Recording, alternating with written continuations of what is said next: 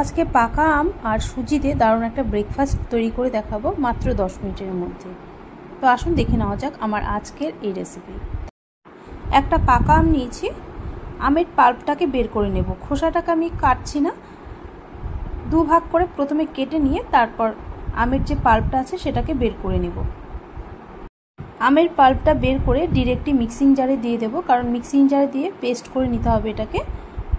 আর এইভাবে আমের পাল্পটা বের করলে খুব তাড়াতাড়ি আমের পাল্পটা বের করে নেওয়া যায়, কোনো ঝামেলা নেই। এইভাবে আমের পাল্পটাকে বের করে ডিরেক্টলি মিক্সিং জারে দিয়ে দিচ্ছি। তারপর এর মধ্যে শুধু একটু চিনি মিশিয়ে এটাকে পেস্ট করে নেব। তবে আম যদি খুব মিষ্টি থাকে আপনারা কিন্তু চিনিটা নাও দিতে পারেন, যারা হালকা একটু মিষ্টি পছন্দ করেন। আর যদি আম খুব টক থাকে তাহলে চিনির পরিমাণটা কিন্তু একটু বেশি করে দিতে হবে। আমটা এখানে যেহেতু মিষ্টি খুবই, তাই বড় 2 চামচই চিনি দিয়ে দিচ্ছি। তবে যারা চিনিটা একদমই খেতে চান না তারা কিন্তু দেবেন না। একদম মিহি করে পেস্টটাকে করে নেব। আমের পেস্টটা হয়ে গেছে, এর মধ্যে যেন কোনো গোটা অংশ না থাকে, তো একদম মিহি করে পেস্টটা করে নিতে হবে। অন্যদিকে একটা পাত্রের মধ্যে দিয়ে দিচ্ছি 1 কাপ পরিমাণে সুজি।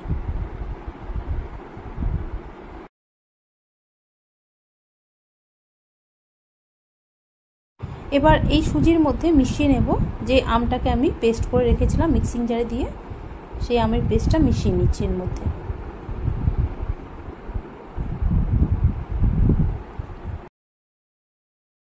এবার এর মধ্যে দিয়ে দিচ্ছি টক দই বড় 2 চামচ। টক দই ছাড়াও এটা আপনারা বানিয়ে নিতে পারেন, সেটা আমি পরে বলবো। তো আমি এখানে বড় 2 চামচের মতো টক দই দিয়ে দিলাম। দিয়ে দিচ্ছি বড় 1 চামচ মেল্ট করে নেওয়া ঘি। ঘি ছাড়াও আপনারা এটা করে নিতে পারেন, আর ঘি যদি দেওয়া যায় একটু টেস্টটা একটু ভালো আসবে, এই কারণেই দেওয়া, নয়তো আপনারা নাও দিতে পারেন। আর যেহেতু মিষ্টি এটা খাবার, তাই 1 চিমটি আমি দিয়ে দিলাম লবণ। যে কোনো মিষ্টি খাবারে যদি একটু লবণ দেওয়া যায় টেস্টটা কিন্তু খুব ভালো আসে। এবার সব কিছু মিক্স করে নিচ্ছি। এখানে যতটা আমের পাল্প ছিল তাতেই কিন্তু সুজিটা ভিজে যাবে, তবে আমার মনে হচ্ছে একটু জল দিলে ভালো হয়, তাই সামান্য জল দিয়ে দিচ্ছি। খুবই সামান্য পরিমাণে জল দিয়ে এবার ভালো করে মিশিয়ে নিয়ে 10 মিনিট একটু রেস্টে রেখে দেব, এতে করে সুজিটা ভিজে গিয়ে ফুলে যাবে। চাইলে এর মধ্যে আপনারা গুঁড়ো দুধও ব্যবহার করতে পারেন। 10 মিনিট এখন হয়ে গেছে, এখন দেখে নিচ্ছি। দেখুন সুজিটা কিন্তু ভিজে অনেকটাই ফুলে গেছে। এবার এর মধ্যে আরেকটা জিনিস মিশিয়ে নেব, সেটা হলো বেকিং সোডা। আমি এখানে দই ব্যবহার করছি, আপনারা দইয়ের পরিবর্তে কিন্তু শুধু বেকিং সোডা দিয়েও করে নিতে পারেন, তাতেও কিন্তু খুব সুন্দর হয় এই মিনি ইডলিগুলো। এটা কিন্তু মিষ্টি ইডলি, আপনারা যদি কোনো ঝামেলা না করতে চান সকালে, আপনারা শুধু পাকা আম আর সুজি দিয়ে এই ব্রেকফাস্টটা চটজলদি বানিয়ে নিতে পারেন। তো এর মধ্যে ছোটো 1/2 চামচ বেকিং সোডা মিশিয়ে নিচ্ছি, মিশিয়ে ভালো করে একটু ফেটিয়ে নিচ্ছি। এবার আমি একটা আপ্পাম পাত্রের মধ্যে এই ইডলিগুলো করে নেব। তো ছোট সাইজের আপ্পাম পাত্র নিয়েছি, আর ঘি আগের থেকে একটু ব্রাশ করে রেখেছিলাম, আপনারা কিন্তু ঘিয়ের পরিবর্তে বাটারও দিতে পারেন। এবার 1 চামচের থেকে একটু কম করে ব্যাটারটা দিয়ে দিচ্ছি প্রত্যেকটাতে, একটু ট্যাপ করে নিচ্ছি। বেকিং সোডার পরিবর্তে আপনারা কিন্তু ইনো ব্যবহার করতে পারেন অল্প, একটু ট্যাপ করে নিলাম। আর অন্যদিকে একটা পাত্রের মধ্যে জল ফুটতে বসিয়ে দিয়েছিলাম।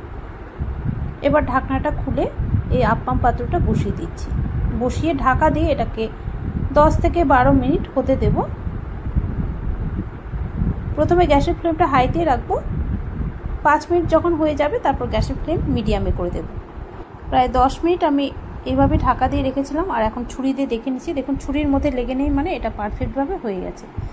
তো এবার এটাকে পুরো ঠান্ডা করে নিয়েছি, ঠান্ডা করে এবার একটা চামচ দিয়ে এই মিনি ইডলিগুলো বের করে নিচ্ছি। এটা এইভাবেই খেতে ভালো লাগে, তবে এর টেস্টটা যদি আরও একটু ভালো করতে চান এর মধ্যে একটু আপনারা নারকেল কোরানো ব্যবহার করতে পারেন, বা একটু ড্রাই ফ্রুটসও ব্যবহার করতে পারেন। তো প্রত্যেকটা এইভাবেই আমি বানিয়ে নিয়েছিলাম। আমার আজকের এই মিনি ম্যাঙ্গো ইডলি রেসিপি আপনাদের যদি ভালো লেগে থাকে আপনারাও ট্রাই করে দেখতে পারেন, আশা করি আপনাদেরও ভালো লাগবে। আর আমার আজকের রেসিপি যদি ভালো লেগে থাকে লাইক, শেয়ার এবং সাবস্ক্রাইব করে রাখার অনুরোধ রইল আপনাদের সবার কাছে।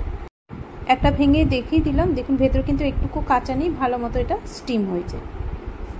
আজ এই পর্যন্তই। আপনাদের সাথে আবারও তাহলে দেখা হচ্ছে নেক্সট একটা ভিডিওতে।